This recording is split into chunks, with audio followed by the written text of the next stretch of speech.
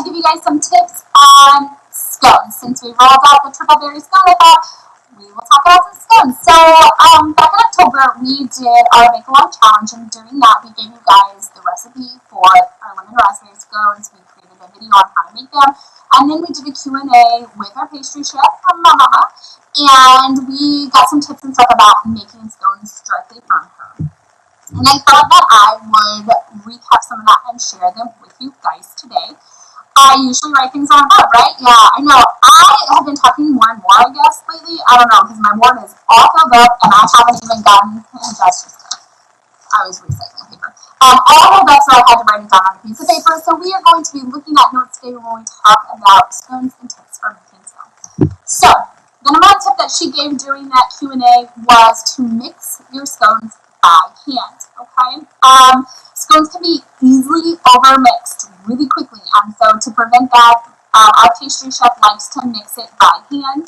One of the other things is the minute you add liquid into the ingredients, you're starting to form those glutens. Glutens can create toughness in your baking, so you got to get it mixed together without overworking it so that you get the right consistency. Scones are so hard to get the right consistency.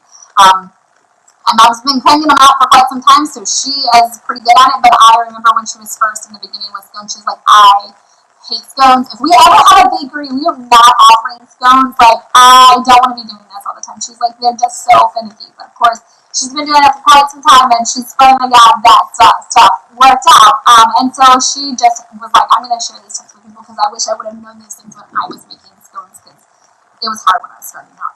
The other thing is you want to also mix it by hand, because if you're adding berries to your scone, it helps prevent the breakdown of the berries and helps prevent extra liquid from the berries into the mixture.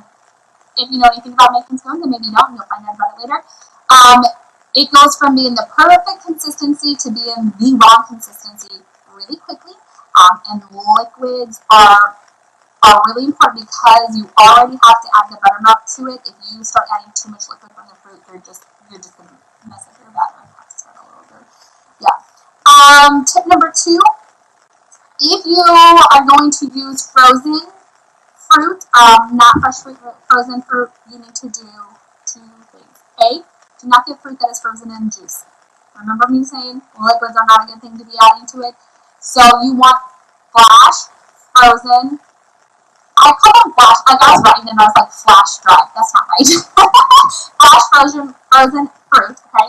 Not in its own liquid. And remember, the minute you add it, that fruit is going to start melting if you're using frozen, and that is going to start adding liquid to your batter. So it's really important that you get that mixed in quickly so that you don't go from being perfect to being, oh no, now I gotta start all over. Okay? Alright, tip number 3, limit distractions. Limit.